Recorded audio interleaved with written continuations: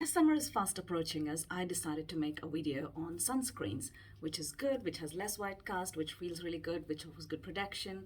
So keep watching to find out about my top favorite sunscreens. So, the first one that I want to tell you about is this Super Goop Unseen Sunscreen. Super Goop Unseen Sunscreen is such a beautiful sunscreen. It really lives up to its name. What does Super Goop say about it? It's original, totally invisible, weightless, scentless sunscreen with SPF 40.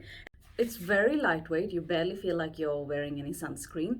It has a soft matte finish, but not really mattifying. It doesn't make your face look too dry. And like I said, it performs beautifully under makeup and offers good protection as well. Supergoop is one of those brands that are known for a good quality. The only disadvantage, of course, is the high price tag. It's priced around $36, and this tube of 50 ml lasted me around a month with almost daily application. So it is a quite expensive sunscreen. However, if you have the budget for it or you want to splurge on a good, really good sunscreen with absolutely no white cast and something that you want to wear under your makeup, this is a fantastic sunscreen. The main advantage with the sunscreen is it's completely transparent, absolutely no white cast whatsoever, and it glides on really smoothly and also actually acts as a good makeup primer. I'd also like to talk about the Laroche Posay Antilles UV Immune 450 plus SPF. This is also another beautiful sunscreen which has a very, very light texture and practically goes on invisible on your skin. And the good part about the La Roche-Posay is it's a relatively affordable brand, and the brand also has SPF 50 protection, which is very, very high. Also, and also long UVA, short UVA, and UVB full broad spectrum protection. The next product I'll talk to you about is for my Indian friends and in the Indian market. It's the La Shield Expert Urban Protect. It's a mineral sunscreen gel. So this is actually good for people with sensitive skin who might not be able to handle fragrance or who might not be able to handle certain chemicals found in sunscreens. And so this is a mineral one that's really good for you. It has a very, very slight white cast. It's not significant at all, and it comes like a cream and goes on quite thick. It's definitely slightly heavier feel than the other sunscreens that I showed you, but again, nothing crazy. It doesn't feel like sticky or anything like that. It's a really nice gel. And this one, they say it also protects you from pollution. This one also has PA with 4 pluses, and it's got full UVA UVB protection with SPF 40. This also says it's an oil-free formula, so again, good for my oily skin friends as well. And it's got moisture boost, which I can attest to. Your skin does feel quite hydrated. My only complaint with this is that it's slightly heavier than the other sunscreens that I tried, but hey, it's very, very cheap. It's around 400 rupees, I think, for around 50 grams of sunscreen, similar to 50 ml. Again, it should last you. Actually, one dollop of sunscreen will apply through your whole face. So this one should last you a month and a half. But yeah, for the price, it's a very good sunscreen. Very, very little white cast. There's a little bit of it, especially as you rub it in. You'll need to rub it in quite a bit to get rid of that white color. But otherwise, it's fantastic sunscreen formulation and actually very good for sensitive skin as well. The next sunscreen I want to tell you about is this Asymmetry Hyaluronic Acid Watery Sun Gel.